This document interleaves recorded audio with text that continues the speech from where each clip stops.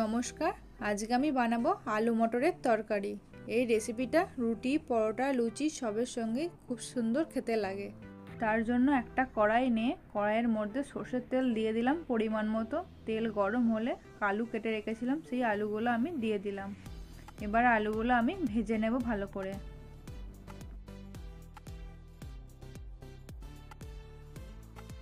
এখন আলুটা ভাজা হয়েই গেছে, প্রায় হাফ বয়েল হয়ে গেছে। এখন আমি মিহি করে কেটে রেখেছিলাম পেঁয়াজ, সেই পেঁয়াজটা আমি দিয়ে দিলাম। তারপর পেঁয়াজ আলু আর একটু ভালো করে ভেজে নেব। দেখুন পেঁয়াজ এখন একটু লাল করে ভাজা হয়ে গেছে। এবারে আমি কেটে রাখা টমেটোটা আমি দিয়ে দিলাম। টমেটো একটু নরম হওয়ার জন্য আরও কিছুক্ষণ ভেজে নেব। টমেটো এখন নরম হয়ে গেছে। এবার আমি ছাড়িয়ে রাখা মটরশুঁটি দিয়ে দিলাম কড়াইয়ের মধ্যে, দিয়ে একটু নাড়াচাড়া করে নেব। নিয়ে পরিমাণ মতো লবণ দিয়ে দিলাম।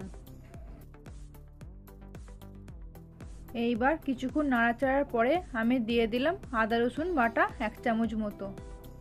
এখন খুব ভালো করে ভেজে নেব যতক্ষণ না আদা রসুনের কাঁচা গন্ধটা চলে যায়।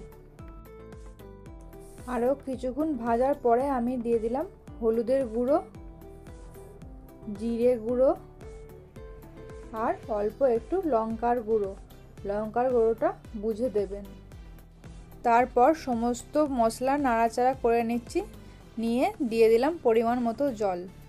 অলরেডি আলু মটরশুঁটি এখন সেদ্ধ হয়ে গেছে খুব ভালোভাবেই।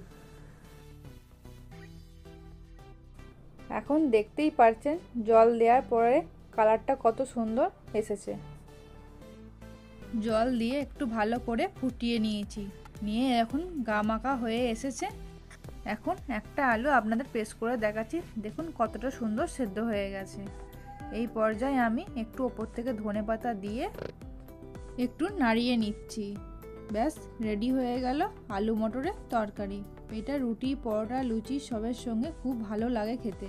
একবার অবশ্যই ট্রাই করে দেখবেন। আমার রেসিপিগুলো যদি ভালো লাগে লাইক, শেয়ার, সাবস্ক্রাইব করে আর কমেন্ট করে জানাতে ভুলবেন না কেমন হয়েছে রেসিপিটা।